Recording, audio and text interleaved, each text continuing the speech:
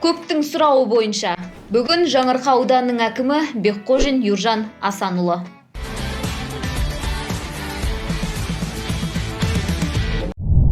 Қымыз мен шапаны трендте жүрген Жаңаарқа ауданының әкімдігінің сайтынан бастаймыз. Кіргеннен қызық болайын деп тұр ғой, 25 қарашадан бастаған әкімдіктің қызметкерлері қайда асықты деймін.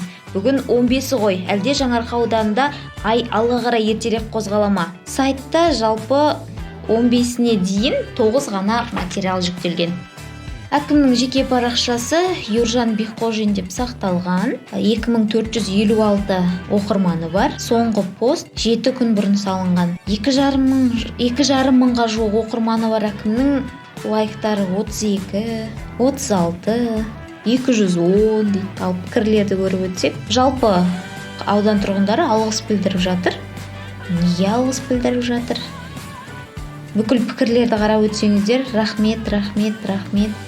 Сонда жақсы әкім болып тұрғаны ғой. Бірден Фейсбукқа өтейік. Юржан Бекқожин мырзаның Фейсбук парақшасын қарап өтеміз. 546 оқырманы бар. Алдыңғы әкімдермен салыстырғанда өзі посттардың барлығын өзі жариялап отырады екен. Тура Инстаграм парақшадағыдай бірдей жүріп жатыр. Әкім сағаттарын жиі өткізіп отырады екен. Аудандағы шараларды салып отырады. Соның бірі орталық Қазақстанда оқып отырады екен. Кеттік, онда әкімдіктің Инстаграм парақшасын қарайық. Акимат Жаңаарқа дейді. Ресми парақша деп сақталған. 5197 оқырманы бар.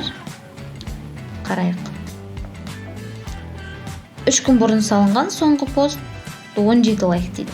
114 лайк. 28, 81. Жалпы ақпараттар салынып отырады, бірақ жиі екен. Ой.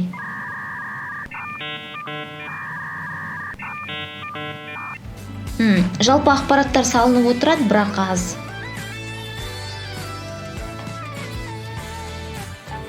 Ал пікірлерді бір шолып өтек, қалай болып жатыр? Пікір көріп жатқан жоқпын. Аудандық құрылыс бөлімінің басшысы эфирға шыққан. Бірнеше комментариялар бар. Жаңаарқа ауданындағы үйлер алаңында орындықтар қашан қойылады? Жауап жоқ.